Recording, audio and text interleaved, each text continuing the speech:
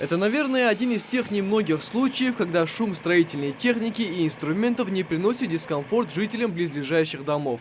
Общими усилиями Ингушэнерго, местной администрации и самих сагапшинцев устанавливают новый трансформатор. Это подарок, которого они ждали долгие годы, делятся сельчане.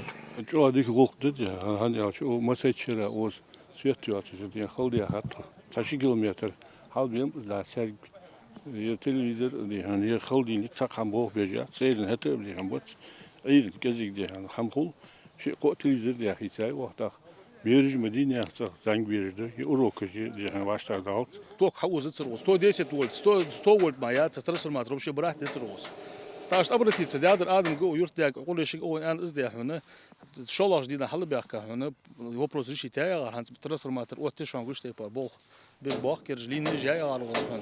Люди очень часто жаловались, что из-за проблем с электроснабжением бытовая техника постоянно выходит из строя. Но новый трансформатор обязан справиться даже с тяжелой нагрузкой. Энергетики очень тщательно устанавливают электромагнитный аппарат.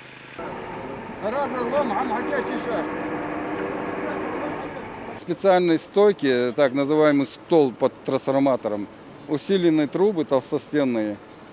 Снизу у нас проведен усиленные дополнительные поперечные рейки, чтобы у нас не было перекоса этого стола, чтобы не сдвинулся сверху со стола трансформатор. Чтобы в дома жителей двух улиц поступало бесперебойное электричество, заменить один только трансформатор недостаточно. Проблема заключалась и в старых линиях электропередач. Именно поэтому здесь были заранее установлены новые столбы по 7 метров и полностью проведены кабели питания. Органы местного самоуправления тесно сотрудничали с руководством филиала МРСК Северного Кавказа на протяжении всего процесса. И как вы сегодня видите, установили полностью трансформатор, установились столбы, провода. Мы делаем программу модернизации всех сетей республики. Это инвестпрограмма Россетей. Она рассчитана до 2024 года. Но мы все самые острые проблемы, самые такие первостепенные задачи, которые надо решить с энергоснабжением, мы их передвинули на более такие ближние сроки. Это 2020-2021 год. И в принципе вот этой программой охвачена вся республика.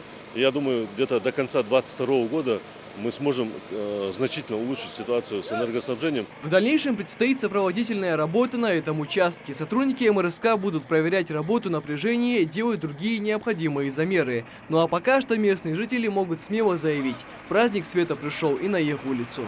Трансформатор мощностью 400 киловольт сможет обеспечить стабильным током более 80 домов. Работа по устройству сетей еще предстоит во многих местах. Но для жителей этих двух улиц проблемы с электроснабжением решены раз и навсегда. Михаил Танги, Ахмед Гандаров, Новости 24.